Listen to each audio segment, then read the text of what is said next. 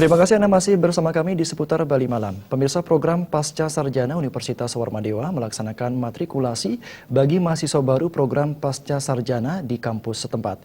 Matrikulasi yang diikuti 175 mahasiswa tersebut diisi dengan ceramah umum dan serah terima mahasiswa kepada Direktur Program Pasca Sarjana Universitas Warmadewa.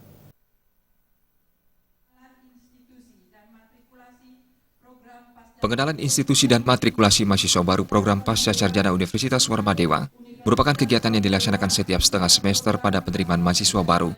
Menurut Direktur Program Pasca Sarjana Universitas Warmadewa, Profesor Suranaya Pandit, sampai saat ini program Pasca Sarjana Unwar telah memiliki 5 program studi, yakni Prodi Magister Manajemen, Prodi Ilmu Hukum, Prodi Linguistik, Prodi Administrasi Publik, dan Magister Kenotariatan.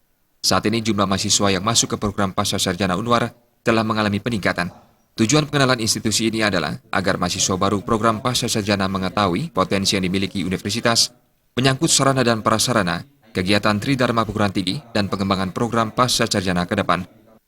Agar para mahasiswa mencintai, mengetahui apa sih yang ada di Universitas Warmadewa.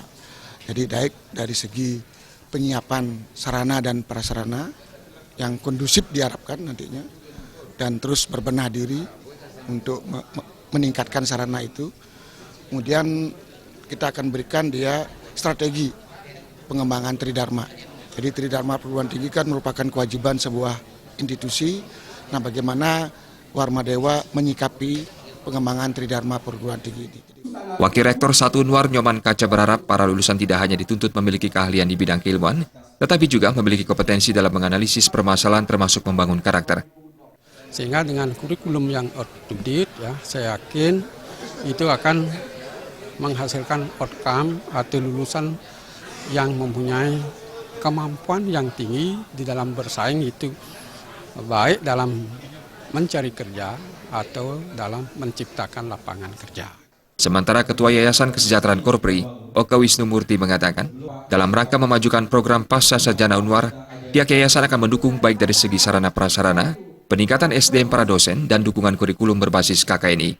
Kedepannya, setidaknya 2 prodi baru akan hadir dalam program Pasca Sarjana Universitas Warmadewa.